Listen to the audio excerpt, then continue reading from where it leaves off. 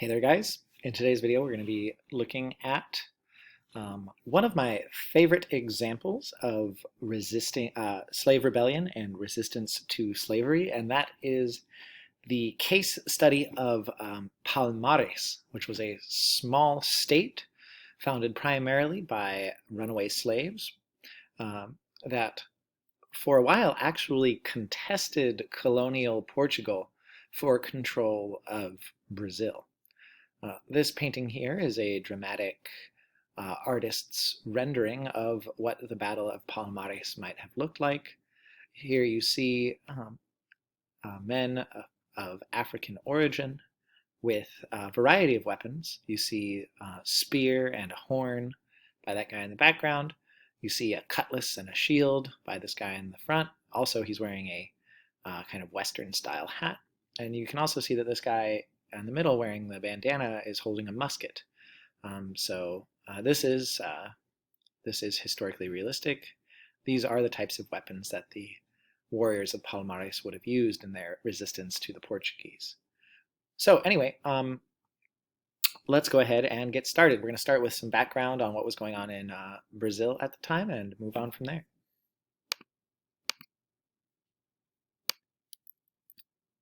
So, first of all, before we understand what's going on with Palmares, we've got to understand what's going on with Brazil in terms of geography. So first of all, most importantly to know is Brazil has a very hot tropical climate. This leads to dense vegetation in lots of regions in Brazil and makes traveling and controlling territory difficult. One problem is that one reason that it's difficult for Europeans to control territory is that in tropical climates, diseases are a major problem. Diseases like malaria and yellow fever will decimate European populations, especially people who have just come over. So new European immigrants are basically almost always going to be put out of commission, at least temporarily, by waves of different types of tropical diseases. Second of all, Brazil has really extensive river systems. Obviously, most importantly, you've got the Amazon, but you've also got other major river systems as well. And these river systems provide easy transportation through an otherwise more or less impassable environment. Western Brazil, or Eastern Brazil, where our story takes place, is also very mountainous. And so the mountains plus the tropical climate leads to just really rugged terrain that's very hard to control. So all of this means that Brazil is not a particularly easy place for any colonial power to try and exert control. And what you're going to see is that for a long time, Portuguese Brazil only really controls the coast, and the interior of the country is still more or less controlled by smaller non-state communities, either indigenous people or runaway slaves or fugitive white people, or in many cases, as we'll see, a combination of all three of those. Just to give you a sense of how insane the vegetation can be in parts of Brazil, this is a picture from a Amazonian rainforest. These are the roots of one of the larger types of trees that grow there, a kapok tree. And these trees can be hundreds of feet tall, and they hold themselves up partially by these kind of flared root structures known as buttresses. All right, so anyway, let's start by looking at what was going on in Portugal before Brazil. For a long time, people thought that Brazil was basically a uncivilized, unsettled wasteland with just scattered tribes of very primitive people living there. But we know now that this is completely untrue. More recent archaeological research has uncovered extensive and sophisticated agricultural communities living up and down the rivers of Brazil. Some anthropologists now estimate the population of people living in Brazil before the arrival of the Europeans in the millions. The reason that we didn't think this before is that the population of indigenous people was pretty low after the Europeans arrived, but this is largely due to disease. and because the remnants of tropical societies tend not to stick around the same way that the remnants of other civilizations do, largely because most of the artifacts and structures built by people living in the rainforest are made out of wood and they decay very quickly. Um, anyway, this is really important because what it means is that the Portuguese are going to face substantial resistance anytime they try to move into the interior. So not only is it very hard to move into the interior, but the interior is occupied. And these indigenous groups are going to fight back against the Portuguese anytime they try to exert control. Also, these indigenous people are going to be important allies for runaway slaves as they attempt to carve out their own existence away from the Portuguese.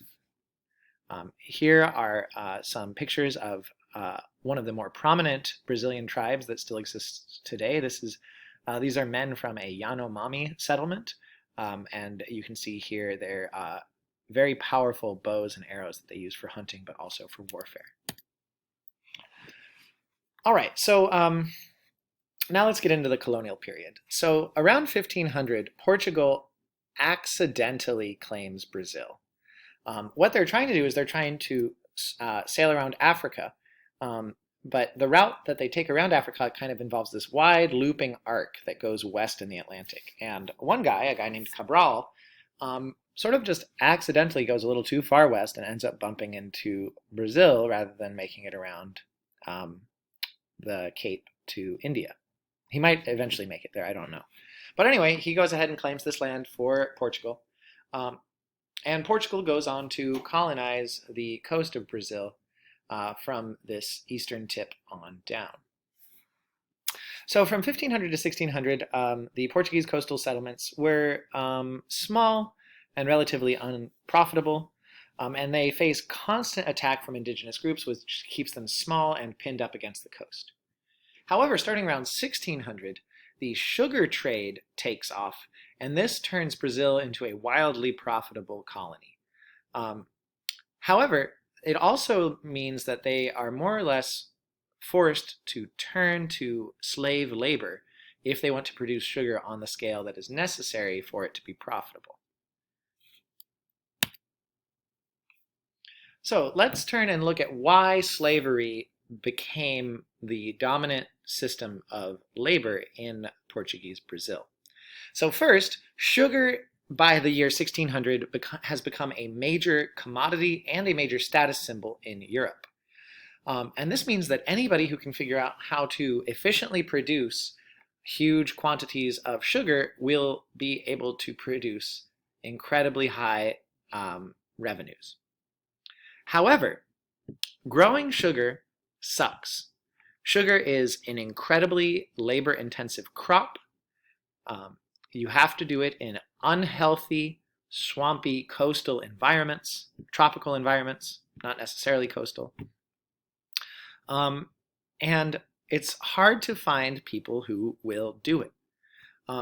European immigrants to Portugal are not a good candidate for doing this kind of work. First of all, they don't want to do it.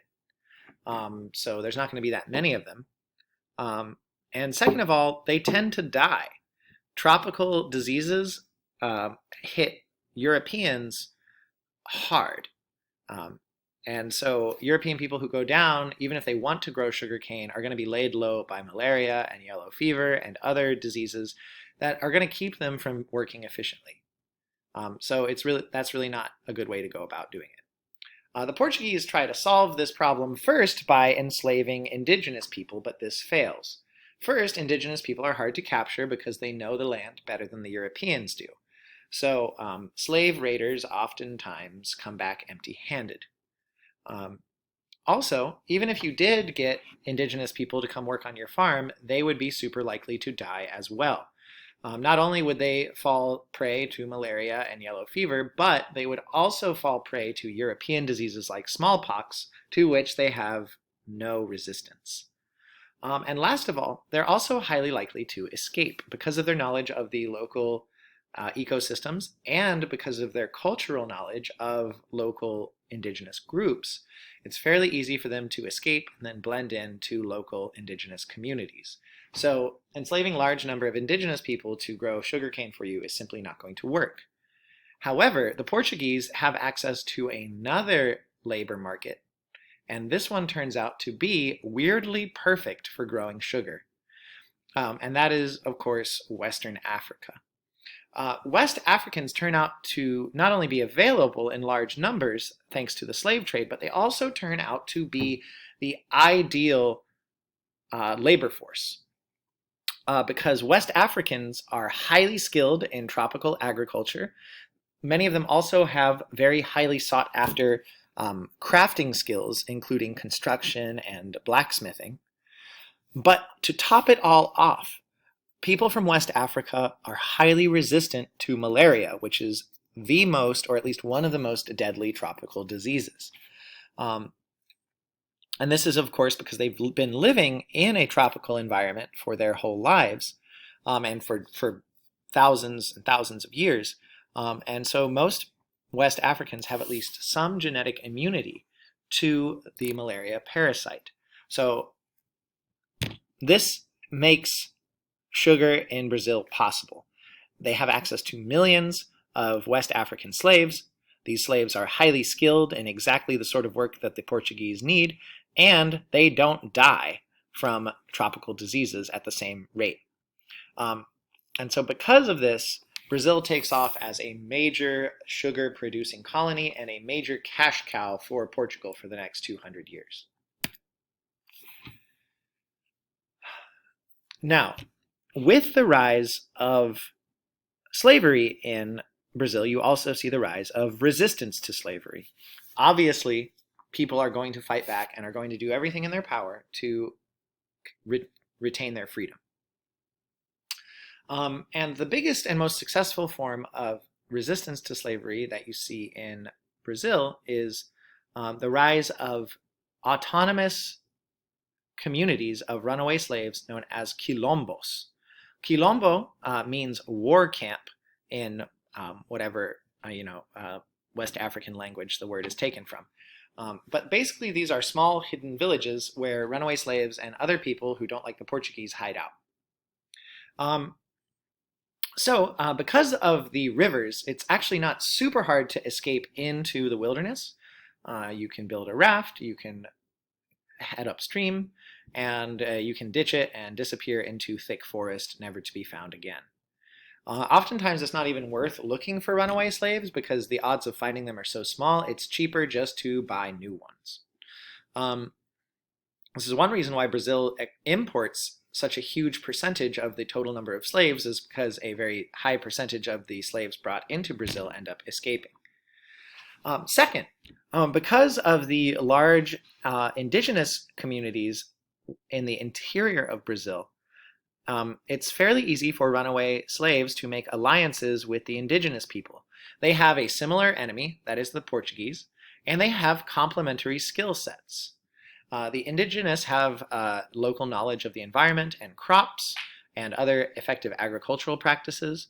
But the escaped Africans also are bringing in new crops that work well in tropical settings, most importantly rice. They're also bringing in advanced knowledge of metalworking or metallurgy, horseback riding, and they also bring in African political institutions that turn out to be quite effective in this new setting.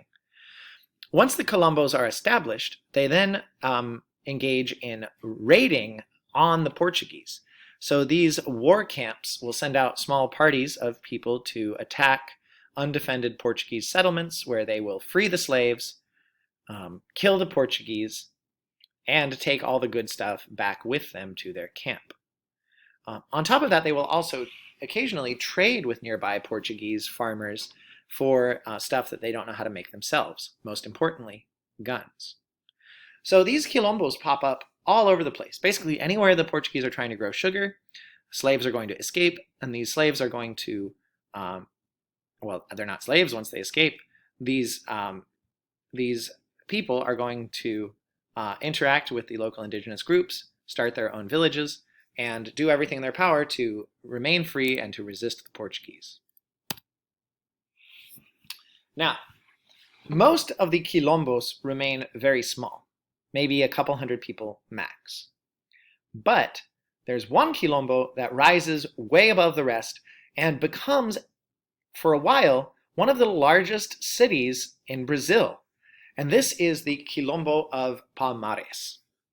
It was called Palmares because the place where they founded it had lots of palm trees. So anyway, Palmares is located inland from the major sugar port of Recife, or Recife. I don't know how you say that. But so there were lots of slaves working in the sugar mills near Recife, and so there were obviously a lot of escaped slaves. This went to a whole nother level in the 1630s when Spain goes to war with the Dutch. And the Dutch end up conquering Recife, and in this chaos, thousands and thousands of slaves are able to escape all at once. These guys flood into the interior, and they flock to a very easily defended mountainous area where Palmares is. This is founded on top of a flat mountain that has a spring-fed lake at the top, which is basically the best possible place to build a defensive structure. You can defend people coming up the hill, and you can use the water from the lake to irrigate crops and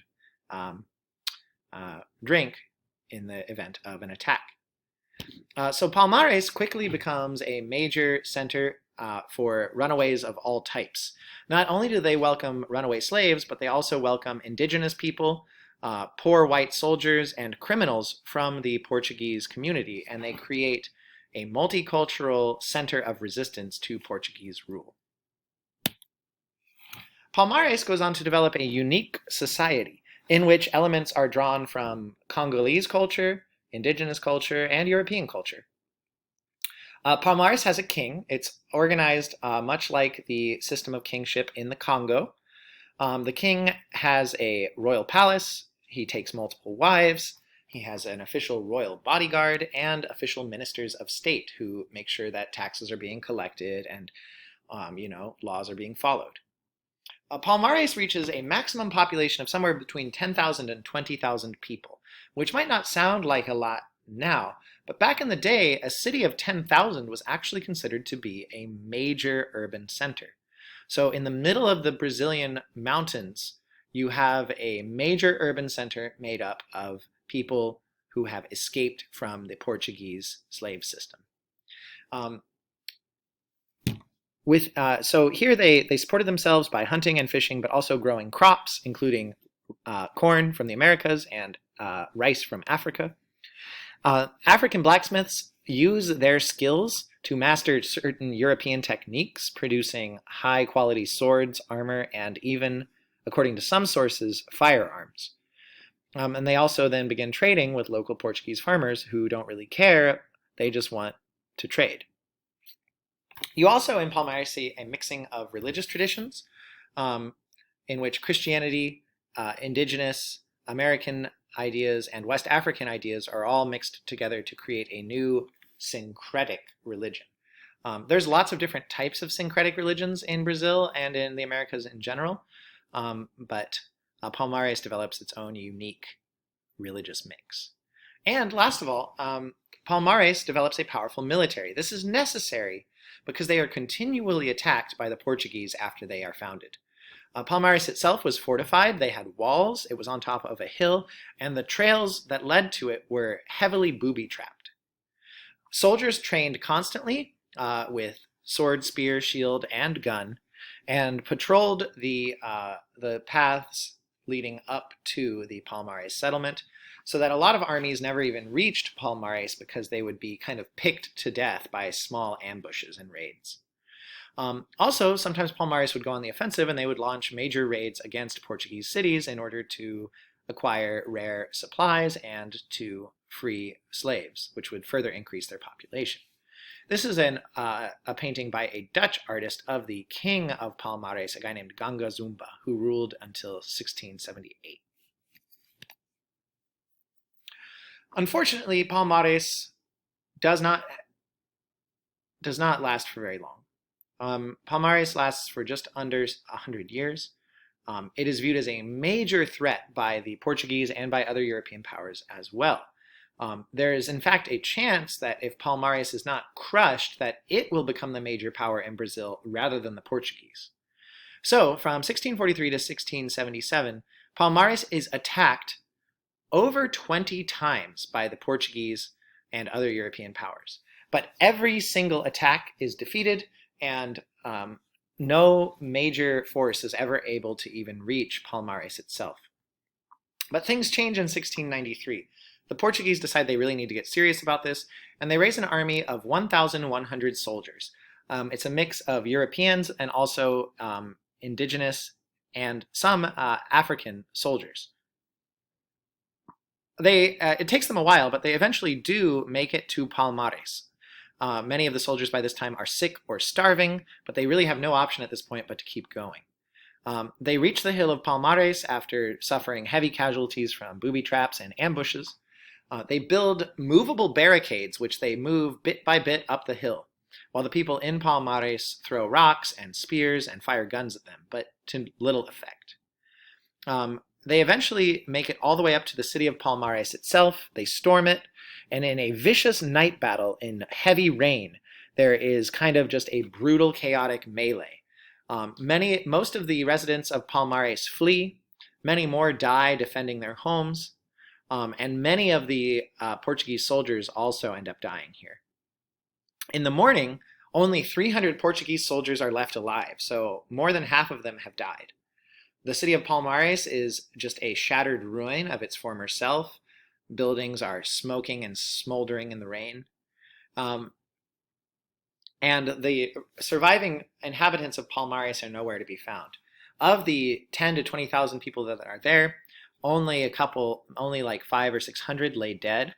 The rest have disappeared, probably going back to smaller quilombos or founding their own smaller communities nearby. Now, one thing that's really interesting is even though Palmares was smashed, this does nothing to stop the quilombos from growing. And by the time slavery is made illegal in Brazil, which is in 1888, there are millions of people living in quilombos all over Brazil. And when slavery is made illegal, the quilombos can no longer be threatened. The people there can no longer be captured or sold back into slavery. However, they don't have legal claims to the land that they've lived on for hundreds of years. There then ensues a major legal struggle that doesn't conclude until 2009. In 2009, the Brazilian government finally recognized the land rights of quilombos, which means that quilombos were now free to apply for recognition. And so far, since 2009, 190 villages have been recognized as historic quilombos and have been granted control of the land that they originally fled to back during the time of slavery. There are hundreds more quilombos seeking recognition, and this is going to be a long process as the government continues to verify the land rights of the quilombos. But in the end, this turns out to be a happy story. The people who ran away from slavery back in the 16 and 1700s and founded these communities are ultimately being recognized as the legal owners of the land. And so that is a major win for these communities that started out as illegal enemies of the state. So anyway, here are some discussion questions if you're interested in chatting about any of this stuff. There's lots to talk about.